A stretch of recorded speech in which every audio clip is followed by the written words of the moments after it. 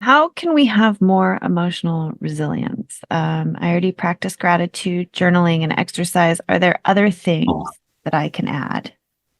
all right. Well, first of all, that's a great foundation. Gratitude, journaling, and exercise, all very powerful for physical and mental emotional resilience. I would say, in no particular order, number one, for greater emotional resilience, and I've read a lot of papers on this, cultivate self-compassion. I'll start there.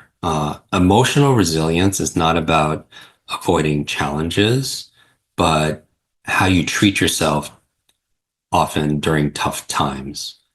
So it's not just about avoiding challenges because they're always going to be there. What I'm interested in is how do you treat yourself when you're going through tough times? So self-compassion involves recognizing that struggles are a sign of life, problems, shared by, you know, it really is shared by all, human experience. And responding to yourself with kindness is so much more powerful than criticism.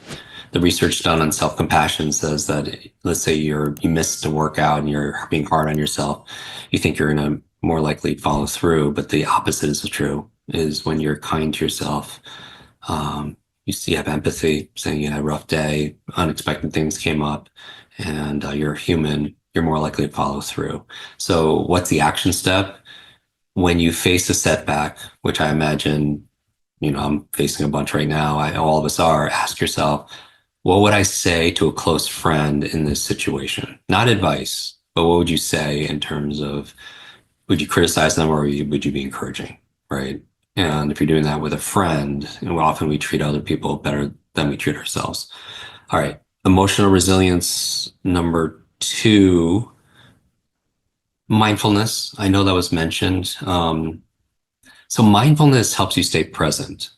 And that reduces the impact of overthinking, rumination, going to the past, going to the future, worry, and it strengthens your ability to observe emotions when you have some kind of mindfulness practice without becoming those emotions or being at least overwhelmed by those emotions. So what would the practice be?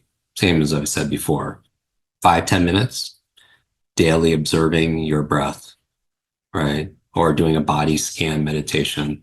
You're lying down and you're just scanning from your toes, to your foot, your ankle, moving up the body, something that will allow you to just get in that kind of default space. Number three, um, your social network, very important. Surrounding yourself with empathetic, supportive people could greatly help you navigate life's ups and downs, right? And sharing your feelings with trusted friends, maybe you found a mentor, can provide new perspectives and relief, right? And so we don't all have that person. I recommend being that person that you want, be the person that you wanted to have. Um, but I would say schedule regular check-ins with the people who uplift and support you. And I'm hoping that one of these is one of the many things that you have, us getting together a couple times a month to kind of just, dial in to a different frequency, right?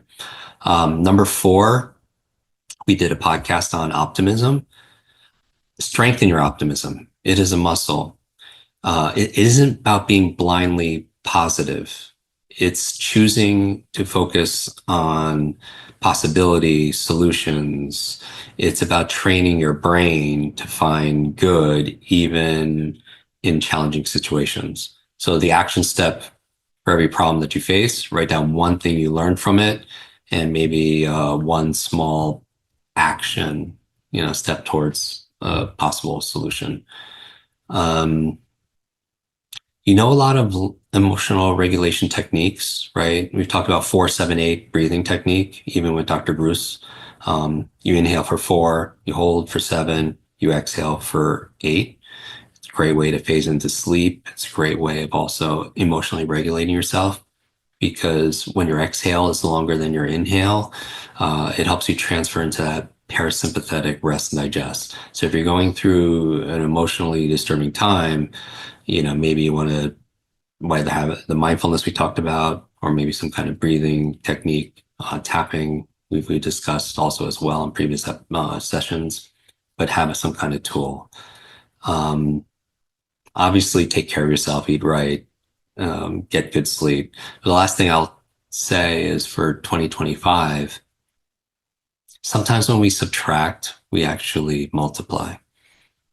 Sometimes when we lose somebody or lose a situation, we multiply, right? Where it's not subtracting. So sometimes the loss could be a gain. What could help you through that, my last suggestion would be setting boundaries. Resilience often involves protecting your energy, right? And when you say yes to somebody, you don't want to be saying no all the time to yourself. Saying no when necessary to someone else, it creates space for your well-being and it helps you stay more in harmony. So the action step, identify one area in your life where you feel stretched, set a boundary that protects your time, your energy, your focus. And I think that'd be a great starting point.